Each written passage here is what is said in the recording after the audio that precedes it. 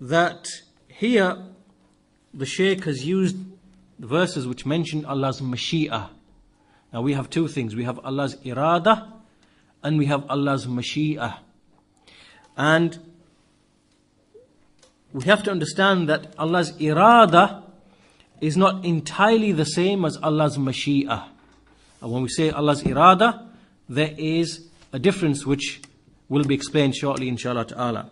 But what we should understand, that when it comes to Allah's irada, when we speak of Allah's wish, so in order to make it clear in English, when we say Allah's irada, we will use the word wish, Allah's wish or Allah's desire. And when we say Allah's mashi'ah, we will say Allah's will. Allah's will. Right? So to help us distinguish between the two things in English. So when we speak of Allah's irada is of two types. Allah's irada is of two types. Allah's irada is, the first type is Allah's irada khawniyyah. Al-irada al-khawniyyah.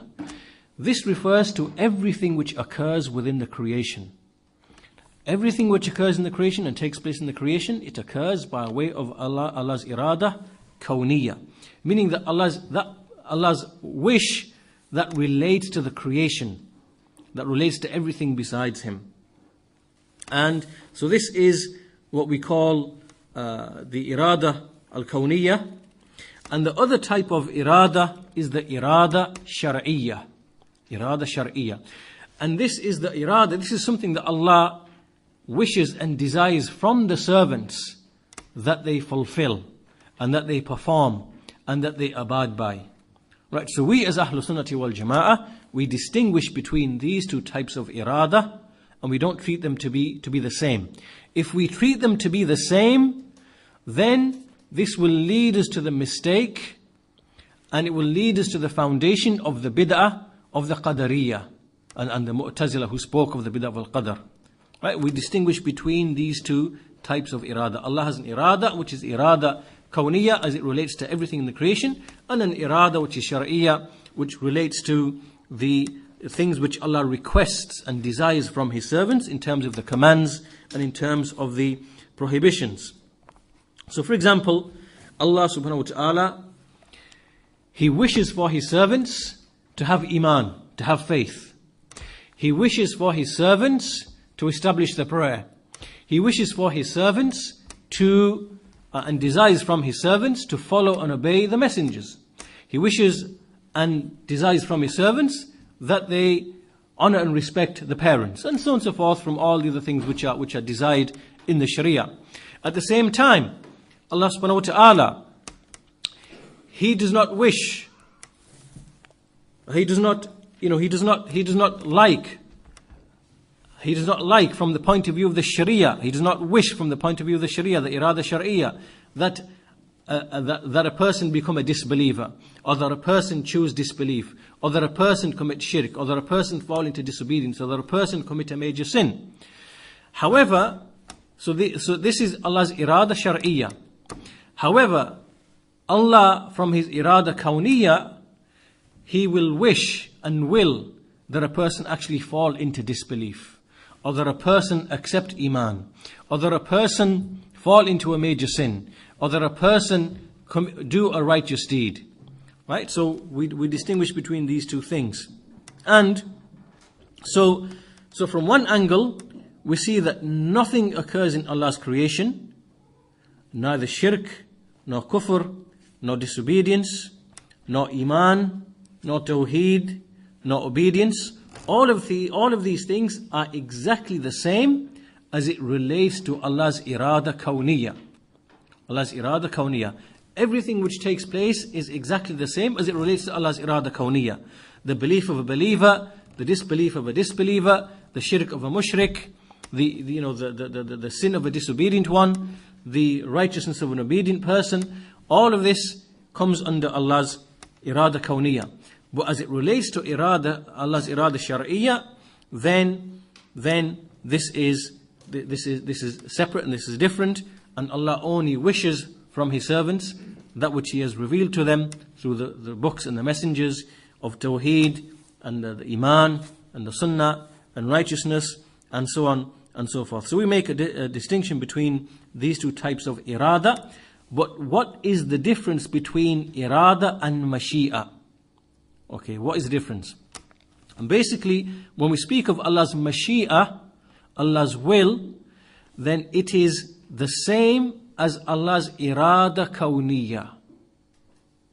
Okay? These two words at this point can be used interchangeably. When we say al-mashi'a, Allah wills something, then it only refers to those things which are from the affairs which are khawniyyah. So this then makes it equal to Allah's iradha khawniyyah. So iradha khawniyyah and Allah's mashi'a are the same thing. So whether we say Allah wills in this case, or whether we say Allah wishes, right, then really they are the same thing, because they are relating to everything which takes place in the creation.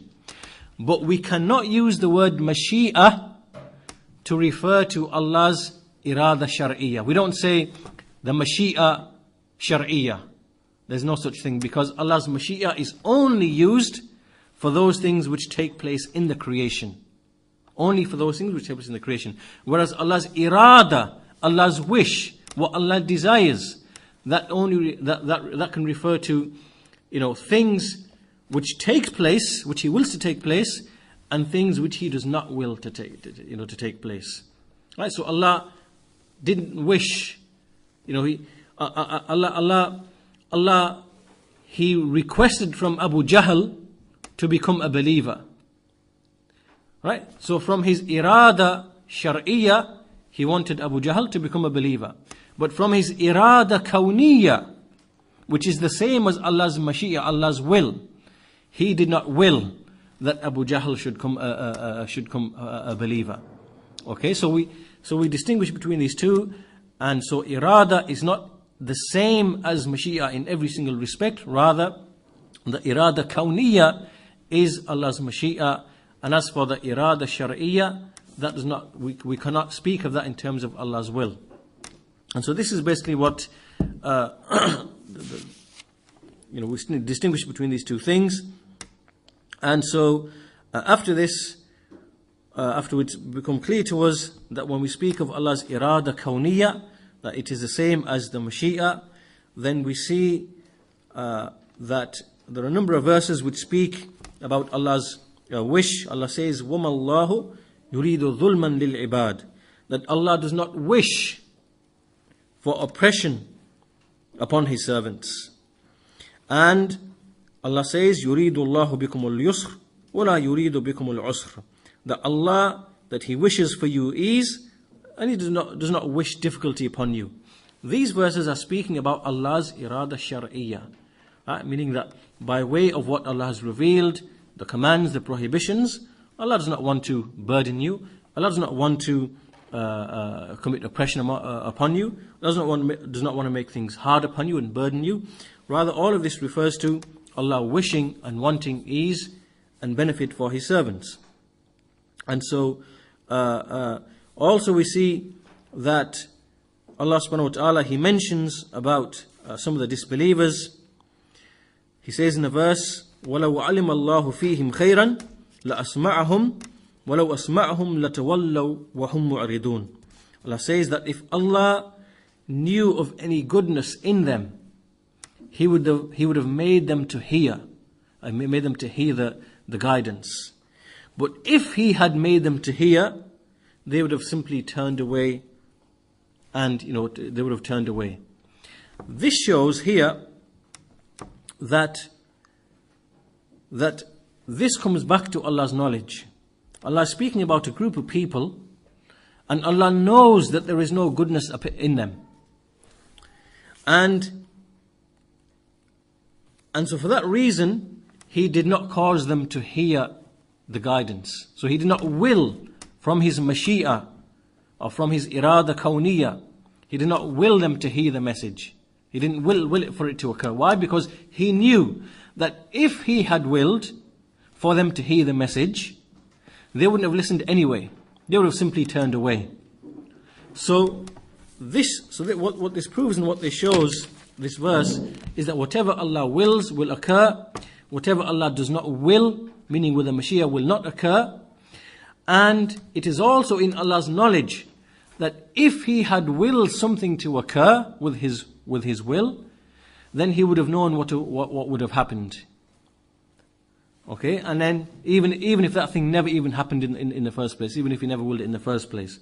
So all of this shows that Allah's Mashi'ah, Allah's will, which is the same as Allah's iradha khawniyyah, which is Allah's wish tied to the affairs of the creation, then this is tied to Allah's knowledge and His wisdom.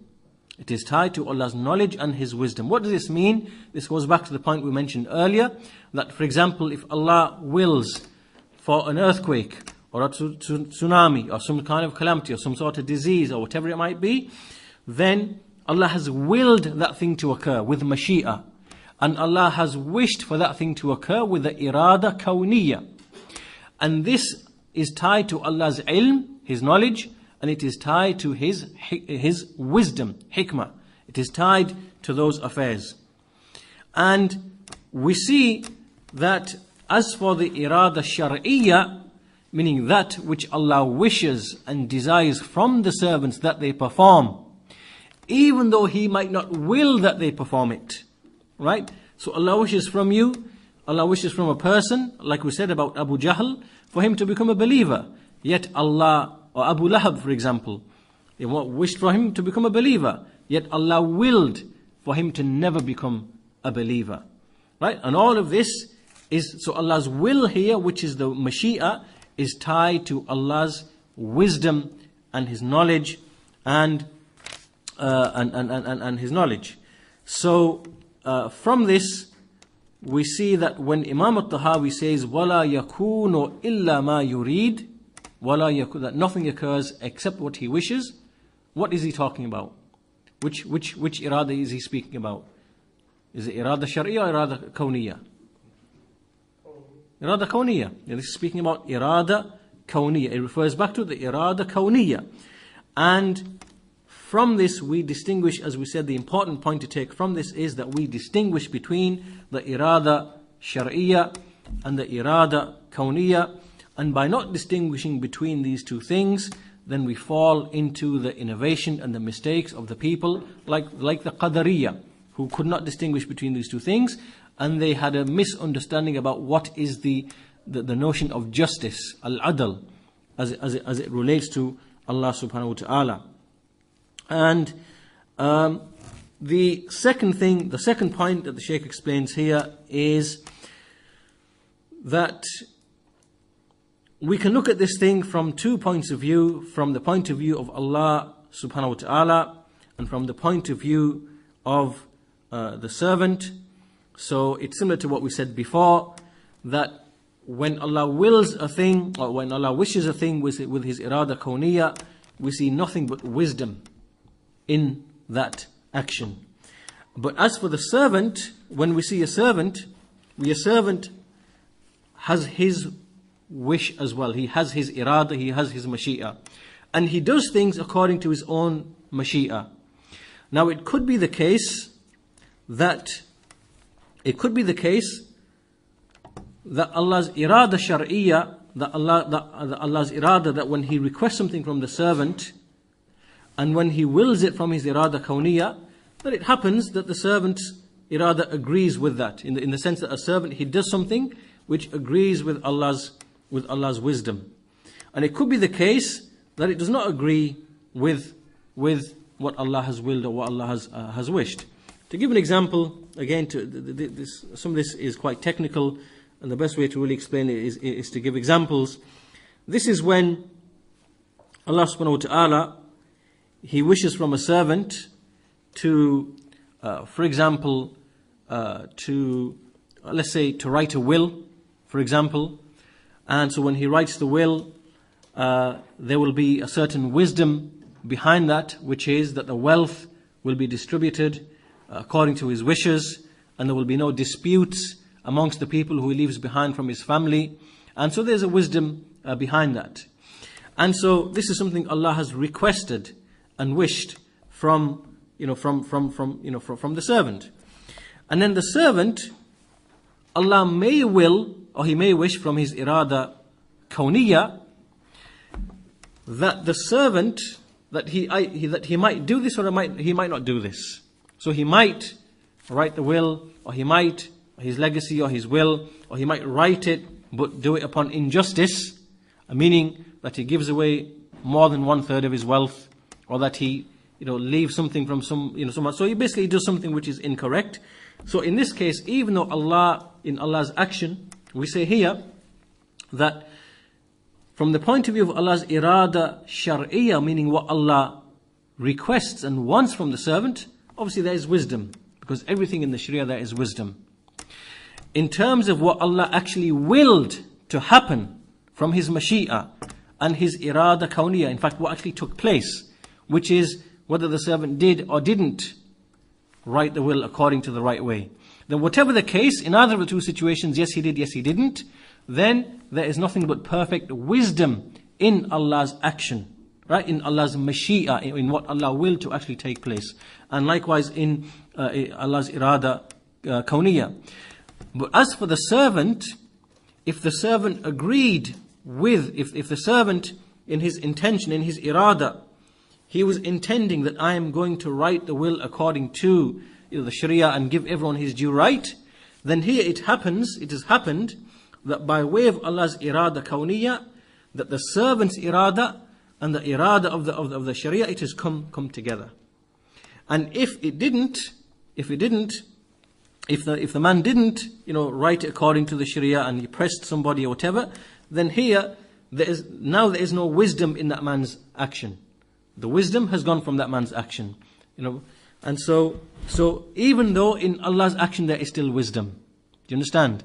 So we have to distinguish between all of these different situations, and not to treat them as the same thing, because as we said before, not making these distinctions, it will cause us to fall into the mistakes of the Qadariyah.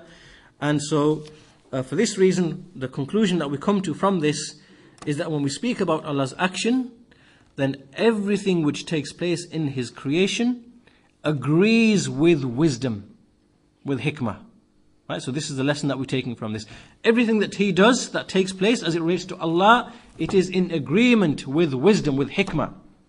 But that cannot be said about the actions of the servants. So as it relates to me and you, that when we do something, then it may or may not relate to hikmah, as it relates to us and what we intend, as it relates to the fact that these are our actions. But as it relates to Allah subhanahu wa ta'ala, then it is nothing but perfect wisdom. Again, to give an example, it may be the case that Allah establishes an evil ruler upon the people. This ruler oppresses the people, kills them, murders them, takes their wealth, imprisons them, beats them, and so on and so forth. Right? This action by the ruler is evil. This is evil on behalf of the ruler, and nothing that the ruler does can be said to be wisdom, as it relates to his actions judged by the sharia. As it relates to Allah subhanahu wa ta'ala, then every single deed of that ruler, all of his murder, all of his killing, all of his oppression, all of his confiscating the wealth, imprisonment and everything, all of that, then we say that in all of that there is a far-reaching wisdom, because there is nothing in Allah's creation that is not from His wisdom. Okay? So in other words, what we're doing here is that we're trying to separate and distinguish between the actions of the servants and what can be said about them, and the irada of the servant, and likewise the actions of Allah and the irada of Allah, which is irada shariyyah and irada khawniyyah. So everything which is from Allah's irada khawniyyah, meaning that Allah's wish that relates to the created affairs, which is the same as mashi'ah, then all of that is perfect wisdom as it relates to Allah subhanahu wa ta'ala, as it relates to the actions of the servants and their will and their wish. Then we can't say the same thing, that there is wisdom in that, unless it agrees with Allah's irada shariyyah, unless it agrees with Allah's irada shariyyah. So the conclusion here then from this is that everything that is good is ascribed to Allah subhanahu wa ta'ala, meaning that everything which takes place as it relates to Allah is goodness and wisdom. And evil is not to be ascribed to Allah subhanahu wa ta'ala. We don't say that that Allah performs evil or Allah does evil. This cannot be ascribed to Allah's action. Rather, we say Allah creates evil, and in His action of creating evil, there is perfect wisdom and justice. That in Allah's action of creating evil, it is perfect wisdom and justice. But as for the evil, it exists only amongst His creatures and the created beings. But as for Allah, like when Allah, as we said, in all the examples that we gave, whether a thief steals, whether a murderer he murders, whether a ruler oppresses and kills and confiscates wealth, whether a tsunami takes place or an earthquake takes place, all of these are from Allah's actions. And in Allah's actions, each of those actions are perfect wisdom and justice. But as it relates to us, then the evil is found amongst us. So the killing of a murderer is evil, the stealing of a thief is evil, and so on and so forth, to all the other things that we find, diseases and other disasters. All of that we treat that to be evil as it relates to us. And so from this, Allah's iradha is always in accordance with hikmah. This is what you should be writing down as the conclusion, that Allah's iradha is tied to His ilm and hikmah. Allah's iradha is tied to His ilm and His wisdom, to His knowledge and His wisdom. And so, whether that is, so in the shariyyah, what we see in Allah's shariyyah, all of the legislations and the commands, and all of that is perfect wisdom and justice. And likewise in what Allah wills to occur from His iradha khawniyyah, and what Allah wills to occur from His mashiyyah, all of that likewise is from perfect justice. Nothing takes place except which is just and perfect wisdom, hikmah. All of that is tied. And the Shaykh says that again we have many other issues branching off from this discussion, like for example, what is dhulm, what is oppression, what is justice, what is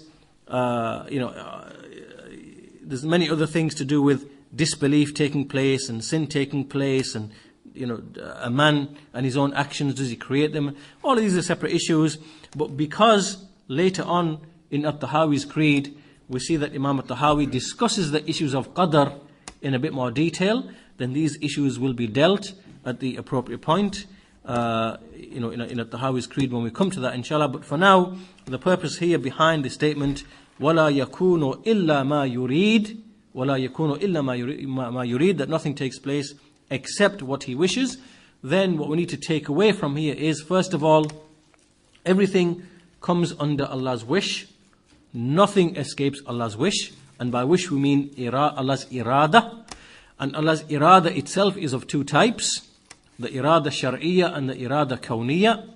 And when it comes to mashi'ah, when we use the word mashi'ah, then by mashi'ah we do not treat it to be exactly the same as Allah's iradha from every single respect. Rather, we say that there is Allah's iradha shariyyah, which is what Allah wants from His servants and requests from His servants, that they abide by the shariyyah. This is what we call iradha shariyyah.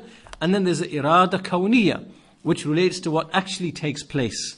Right? So it's not the case that it is not the case that Allah loves everything which He wills to take place. Right? So if Allah wills Abu Jahl or Abu Lahab to be disbelievers and to remain disbelievers, then it does not mean that Allah loves what He wills to take place. Rather, Allah dislikes disbelief. Allah dislikes shirk. Allah dislikes disobedience. So again, we have to be clear about these issues, that not everything that Allah wills from His irada kawniyya or from His mashi'ah does He actually love. Right? So that's another issue, inshallah, that maybe we'll discuss when it comes later on. But these are some of the points that we should try to associate with this particular point of Imam At-Tahawi, وَلَا يَكُونُ إِلَّا مَا يُرِيدُ. I know that some of the issues here are quite technical, and maybe difficult to grasp without lots of examples. But inshallah, if there's anything that's not unclear, then if you have any questions, we can address them inshallah ta'ala. Otherwise, as we said, this issue is dealt later on in At-Tahawi's Creed, where he discusses Al-Qadr in more detail. So maybe those issues will be expanded upon at the relevant point inshallah ta'ala. So if you have any questions on anything that's been said, feel free to ask before we conclude.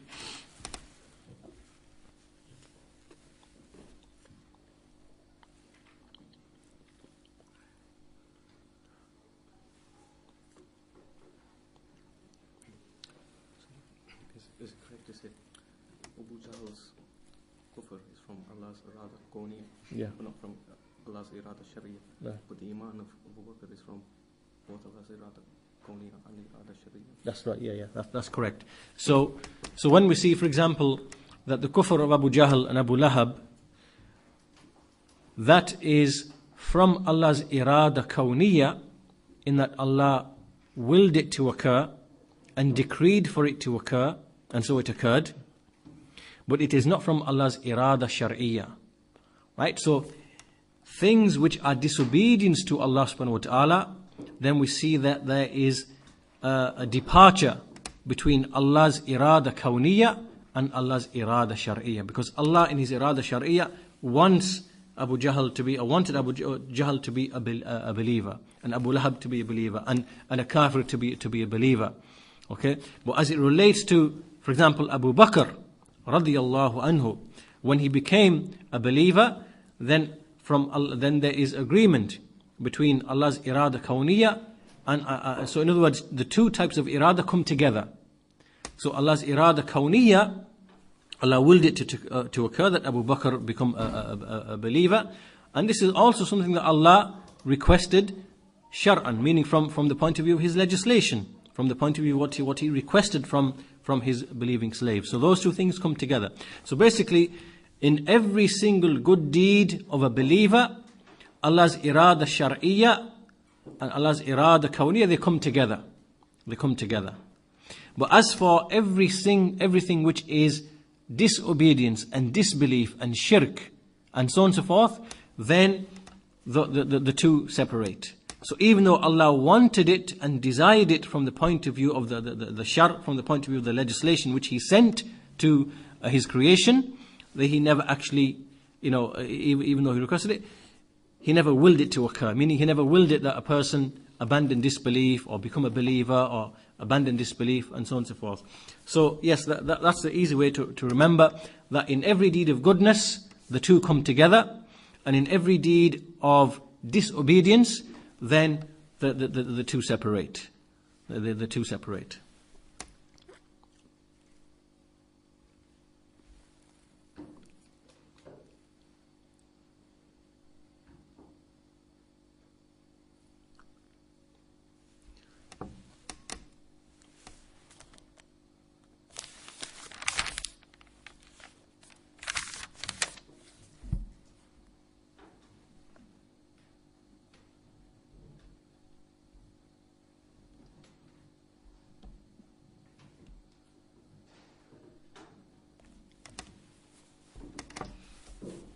Any other questions? All clear? Test you on it then, yeah? Okay. So, unless, what are the two types of irada then? Okay, what is each one? Khawniyyah is what Allah will, and shariyyah is what He chooses. But there's that from the prohibitions and commands. Yeah. Rather, shariyyah is what Allah requests from the servants. He wants the servants to abide by. This is Allah's irada shariyyah. He wants everyone to follow the messengers and to worship Him upon tawheed and so forth. This is irada shariyyah. Whether it actually takes place or not, that's Allah's irada khawniyyah. Right? And in everything that Allah does, there is far-reaching wisdom and purpose. So as we saw in what Sheikh Saleh Al-Fawzan said, he said that Allah creates evil and creates good for a wisdom. And behind all of that is to test the people, put the people to trial, right? And to separate the evil from the good, and to reward the good, and to punish the evildoers. So all of this really is kind of tied together, really. You have to get the complete picture by tying all of these issues together. And it comes back down to Allah not creating the creation, without any purpose. Allah created for a wisdom, for a reason. And so He sent messengers and books which explain His iradha shariyyah, right, which explain to the servants what's required from them, and what they ought to do, and how they ought to behave, and how they ought to worship Allah alone. This is what Allah wants from them. But from Allah's iradha khawniyyah, then, meaning in terms of what Allah wills to happen in the creation, then that there is perfect, complete wisdom,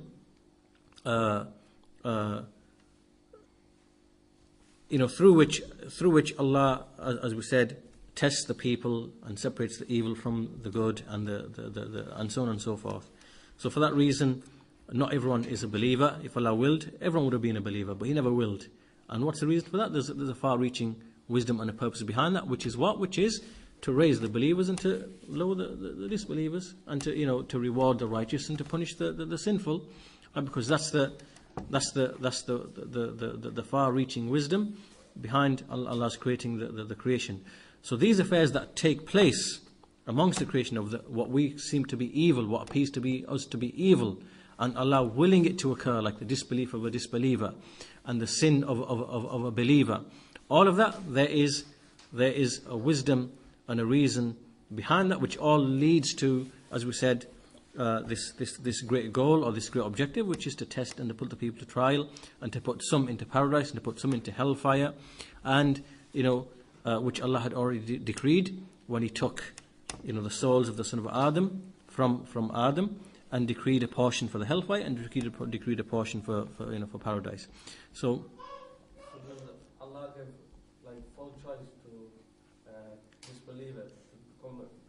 Yeah, everyone has full choice. No one feels compelled to do anything, right? And this we know, and this argument against al-qadr is really futile, and the best way to argue against people who make this claim is really to give two examples.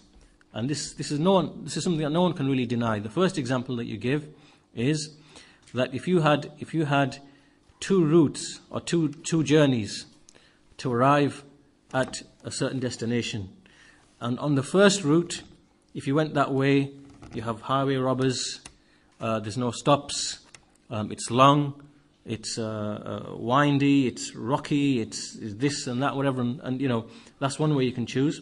And the second way, if you chose the second route, you find that it's the shortest route, people are nice, there are stops on the way, there is this, and every person knows that he will be free to choose one or the other. These are choices that come to you every day in your life, and no one at any time feels that he has ever been forced to make a choice. Right? Everyone always chooses that which is going to be what they perceive to be good for them, what they perceive, and keep away from what they perceive to be evil from them. And so the idea of choice, everyone feels and knows that they have choice. No one can, not even a disbeliever, can deny that they have complete, perfect choice in what they choose and what they do. That's the first thing. The second thing is that if someone argued from the point of view of justice and oppression, then you could go to them and slap them in the face, put a rock through the windscreen, pour acid over the bonnet, burn their lawn, kill their dog. Not that I'm saying that you do that, but I'm just giving an example. And then you could do all sorts of oppression to them and say, Allah decreed for me to do that from Allah's qadr. I was compelled. So there's no notion of justice and oppression. Right? So you can't say nothing to me, you should just be happy with it. Right? And of course no one is going to really accept that line of reasoning. Not even a disbeliever is going to accept that line of reasoning. No one's going to accept that line of reasoning. Rather he will know that there is an idea of justice present, which everyone, because this idea of justice, al-adl, and notion of oppression, is something that's from the fitrah. There are some things which are from the fitrah. From the fitrah is everybody knows that everything which is originated has an originator. Right? This is something that everyone's fitrah will immediately recognize. This is from the things that Allah has put within a soul and within the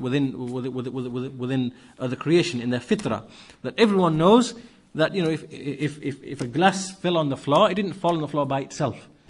Now, and if a glass is found on the table, it didn't come there by itself. Someone put it there, right? So every originated thing has an originator.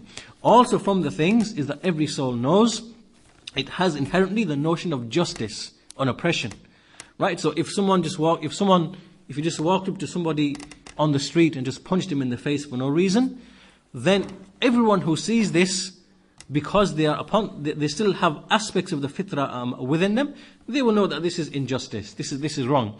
That's why even the atheist, because you still see aspects of the fitrah coming through in an atheist even, right? He will know that that injustice is injustice. He will know that, right? But what we see with the atheist is that he tries to cover and bury that fitrah. Okay, so but even though sometimes that fitrah will come through and it will manifest itself in his behavior or in his speech. So even this idea of knowing something to be an injustice, then this is, as we said, in the fitrah of all people.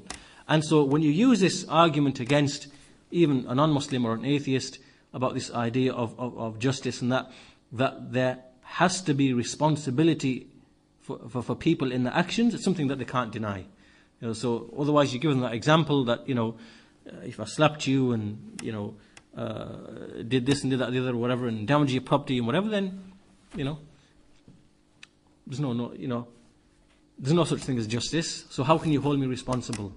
You know, so you haven't. So obviously that's what we call an argument for morality. So from your choice, what is something that Allah will happen? Yeah. You chose to do the action, but you are within Allah's complete power and control and mashi'ah. Nothing you do, it comes outside of Allah's mashi'ah. But Allah, in willing you to do that thing, there is a perfect wisdom in Allah's action, in willing you to do. So in the atheist being an atheist, right? Even though the atheist has chosen to be an atheist, right? Even though the proof is established against him by way of his fitrah and by way of the messengers and books being revealed, right? So the hujjah is established upon him, right? And he's chosen his path, right? So it's perfect wisdom and justice that he enter the fire. So he can't argue from the angle, right? And as you said, he can't argue against the idea of justice either, and oppression either, because inherently he knows the idea of justice and injustice is real and true. By way of the example that I've given to you, that if you slap him in the face, you know, break his leg, you know, kidnap his cat or whatever else you want to do, and tell him that you've got no right to invoke any idea of justice or injustice, right? Because this is hypocrisy on your behalf, right? Because, you know, where do you get your idea of justice from and injustice from? There is nothing, you know. So he has to accept that there's an idea of justice and injustice, right? So that is, and so when it comes to Allah willing disbelief upon a person, or Allah willing sin upon a person, right? The person has complete choice to do that. A person is completely free to go and steal, to murder, to rape, to whatever, to perform his obligations, not perform his obligations. No one feels compelled to do anything, right? A person doesn't say when he, for example, enjoys his food, "Oh, I was compelled to eat the food." He knows he desired and willed and wished to eat that food. He knows he chose and wanted to eat that food.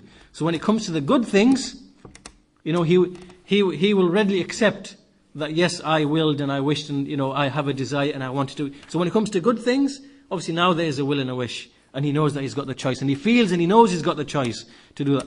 When it comes to the evil he performs and creates, well, Allah forced me to do this. Allah wished to do this. Allah, you know, so we can see the hypocrisy as well, that in this argument there's a lot of hypocrisy, and really people follow the desires, whether they are sinful Muslims or whether they are atheists and disbelievers who try to invoke this idea of justice and injustice. So basically what we say is that in every single thing that Allah does, like what Imam Tahawi said, وَلَا يَكُونُ إِلَّا مَا يُرِيدُ, that nothing occurs except what He wishes. So, and His wish his irada is tied to his ilm and his hikmah, his knowledge and his wisdom. And so everything, the disbelief of an atheist, the shirk of a mushrik, the kufr of a kafir, the belief of a believer, the righteousness of a righteous believer, all of that, there is perfect wisdom in everything. And so everything, the fact that one will get punished and one will get rewarded, all of that is perfect wisdom, perfect justice, is from Allah's adl. And there is no dhulm, oppression in any of that whatsoever, in any of Allah's actions. But there is dhulm in the actions of the servants. Anyway, so inshallah, maybe we will expand upon these issues when we come to the issue of al-qadr a bit later on. So with that, we conclude today's lesson, inshallah, and we'll continue next week with the next few statements, inshallah ta'ala.